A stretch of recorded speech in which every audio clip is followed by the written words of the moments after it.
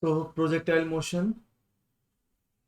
So motion of an object which is projected with velocity v naught, so velocity at time t. So the object is thrown in this and it comes down. So in this case, so you want to find the instantaneous velocity at this point. So you'll be drawing a tangent. So that's the instantaneous velocity and that is u. So the length of this vector is telling you the magnitude. Okay, so longer means more magnitude, shorter means lesser magnitude. And now we will find its component in horizontal direction. So its horizontal component will be u cos theta and its vertical component will be v sine theta. So students, you have two different motions, horizontal and vertical. Please don't mix them up. Okay, so you'll have different equations of motion for both horizontal and vertical. Okay, so for horizontal, so you have the equations of motion and the equations of motion. Now what is the uh, horizontal velocity? So that's your ux and this is your uy. Okay, so how high it will go, this is your height maximum and the time taken for this will be t maximum. So now students, what is the vertical velocity? V sine theta. So if you are throwing it up, whole velocity will be vertical. But here, as you are throwing in this direction, so this angle theta. So this is your velocity v. So velocity is reduces actually in the vertical direction. So if you are throwing it in this direction, so here it is v sine theta. So same formulas that you have for this velocity, just change v with v plus v sine theta. That's the only thing you need to do. Okay, so what are the formulas? You want to find maximum height. So what is the case here for maximum height? So s is equals to ut plus half at square. That's your formula, right? So projected with initial velocity u. So instead of v, write here u. So students, for this case, u is there, but for this case, you are, so that's why you are finding vertical distance. So this is u sine theta is your direction, yes, vertical velocity. So vertical distance will be u sine theta into t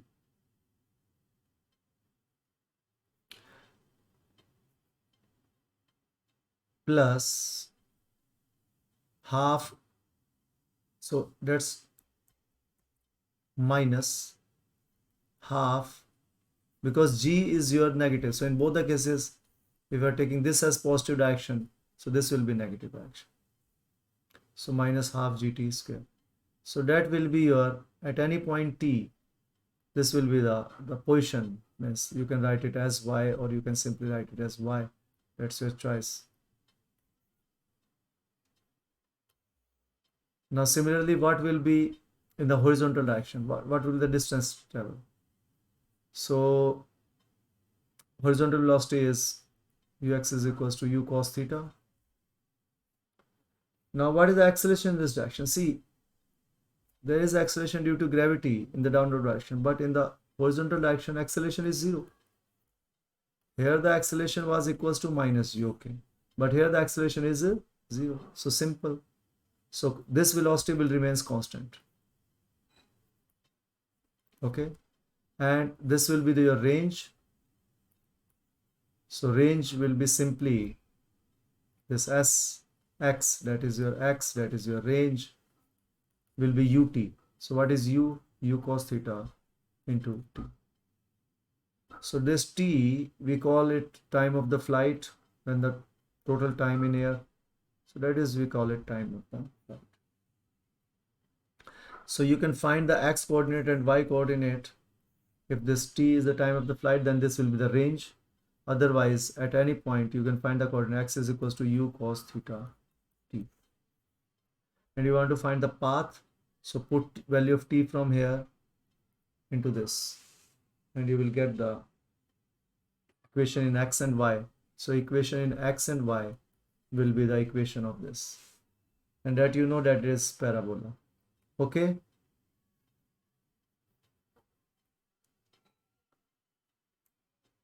So now what is the main thing here at the top? At the top, we know that velocity is, final velocity is 0, vertical velocity Vy is equals to 0. So Vy will be 0 at top. What will be Vx at the top? Ux same as u cos theta. Very good. So at top, Vx will remain same, u cos theta. See, these are two different motions. Okay, don't club them. Here the horizontally this velocity, at all the places this velocity remains the same. That is ux. So here also you have ux, but uy becomes 0. So what is the formula now you can use to find this time of the flight? So here the formula v square minus u square is equals to 2as. So you can use this formula. So, and put a equals to minus g, and v is 0, and this all is y, right? So Vy is your u sine theta. So v is 0. So minus u square sine square theta is equals to, so g is minus, so minus 2g into height maximum, right? So negative negative will cancel out, and u square sine square theta by 2g is your maximum height. Yes, so as simple as that. So you can find the maximum height. So maximum height, even you know that the height is maximum is equals to u by 2g. Remember? Yes. Yes, sir. So simply put, u square by 2g. This formula, putting this is 0. So sorry, this is 0. So this is minus g. So minus minus cancel out. So u square by 2g, right? That's the formula for this case. We have already done this. So u square by 2g. So simply replace u with u square by 2g. Means u is equals to u sine theta. So you get this.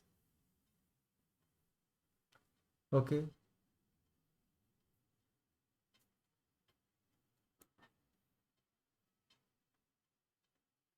Now if you want to find the time for the maximum means this flight time. See, even the simple formula v is equals to u plus at.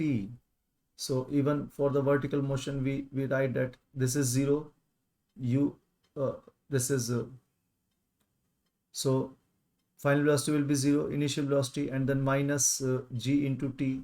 So time of the flight is u by g, and height of the means maximum height attained will be u square by 2g. So in both the formulas, just simply put the vertical velocity as u sine theta. Simple as that. So u sine theta by g. So that's your time for the maximum height. And from here you will get the time of the flight. So time of the flight will be, so time taken to go up will be the same as time taken to come down. So time taken for the flight is 2m. So that is 2u sine theta by g. And now you know, now you can calculate the range because you know the value of tf. So putting the value of tf here, so u cos theta into 2u sine theta by g.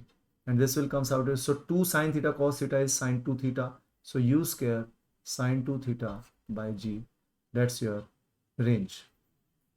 Okay.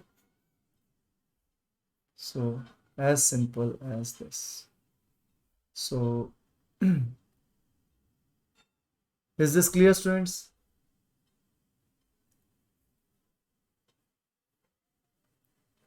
Yes, sir.